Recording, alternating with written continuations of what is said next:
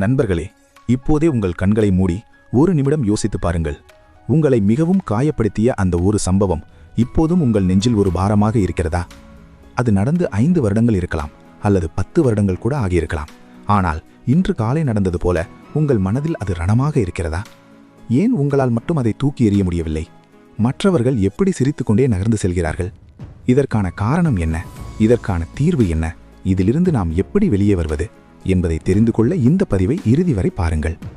இந்த வீடியோவின் முடிவில் உங்கள் மனதின் பாரம் பாதியாக குறைவதை நீங்களே உணர்வீர்கள்.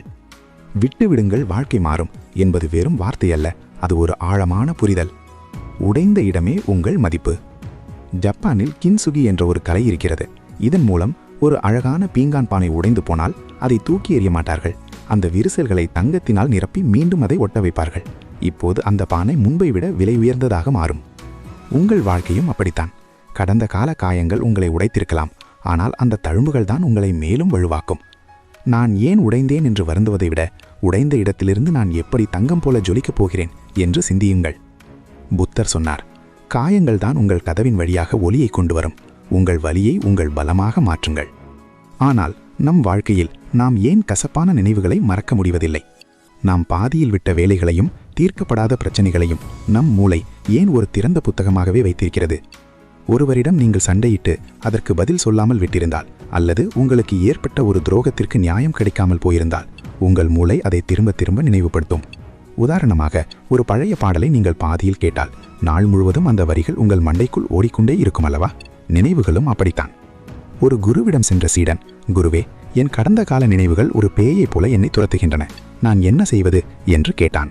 குரு சிரித்து கொண்டே அவனிடம் ஒரு பழைய அழுக்கு துணியை கொடுத்தார். இதை நன்றாக துவைத்துக் கொண்டு வா என்றார். அவனும் துவைத்துக் கொண்டு வந்தான். இப்போது இதை பார், இது பழையபடி சுத்தமாகிவிட்டதா என்றார். சீடனும் ஆமாம் என்றான். இப்போது குரு சொன்னார், துணியில் அழுக்கு ஒட்டுவது இயல்பு, ஆனால் அதை துவைக்காமல் அப்படியே வைத்திருப்பதுதான் உன் தவறு. நினைவுகள் ஒரு அழுக்கு துணி போன்றவை, அதை துவைக்க தெரியாதவன் தான் அதை சுமந்து கொண்டே அழுகிறான் என்று விளக்கம் கூறினார். இப்போது இந்த நினைவுகளிலிருந்து விடுபட 4 எளிய பயிற்சிகள் என்ன என்பதை பார்க்கலாம். முதலாவது, ஸ்டாப் ரீலிவிங். முடிந்து போன அந்த நினைவை நீங்கள் மீண்டும் மீண்டும் ஒரு சினிமாவைப் போல பார்க்கிறீர்கள். அதை நிறுத்தி அது ஒரு பழைய செய்தி என்று மனதிற்கு சொல்லுங்கள். அது ஒரு நினைவு மட்டுமே தவிர நிஜம் இல்லை. அதில் மீண்டும் வாழ வேண்டிய அவசியமே இல்லை. முடிந்தது முந்ததுதான். இரண்டாவது, ஃபர்கிவ்னஸ் லெட்டர். உங்களை காயப்படுத்தியவருக்கு ஒரு கடிதம் எழுதுங்கள். அதை யாருக்கும் அனுப்ப வேண்டாம், ஆனால் உங்கள் ஆத்திரத்தை எல்லாம் அதில் கொட்டிவிட்டு அந்த காகிதத்தை எரித்து விடுங்கள். அந்த காகிதம் எரியும் போது உங்கள் வலியும் சாம்பலாகிவிடும். மூன்றாவது, செல்ஃப் கம்பேஷன். உங்களை நீங்களே மன்னித்துக் கொள்ளுங்கள். அப்போது உங்கள் மனதிற்கு சொல்லுங்கள், எனக்கு தெரிந்தது அவ்வளவுதான், என் மனதெரிந்து நான் எந்த தவறும் செய்யவில்லை என்று உங்களுக்குள் சொல்லிக் கொள்ளுங்கள். நான்காவது, கிரியேட் நியூ மெமரிஸ். பழைய நினைவுகளை அழிக்க முடியாது, ஆனால் புதிய நினைவுகளால் அதை மறைக்க முடியும். புதிய விஷயங்களை கற்றுக்கொள்ளுங்கள். ஒவ்வொரு நாளும் உங்களுக்கான ஒரு புதிய தொடக்கம். அதை பழைய வழியால் நிரப்பாதீர்கள்.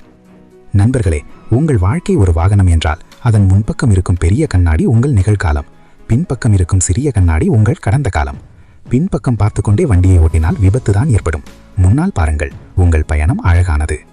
பழைய நினைவுகளை விட்டு விடுங்கள். உங்கள் வாழ்க்கை இன்று முதல் மாறத் தொடங்கும்.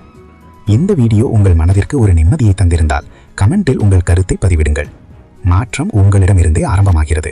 மேலும் இதுபோன்ற வாழ்க்கை பாடங்களுக்கு நமது ஜர்னி டு பாசிட்டிவ் சேனலை சப்ஸ்கிரைப் செய்ய மறக்காதீர்கள்.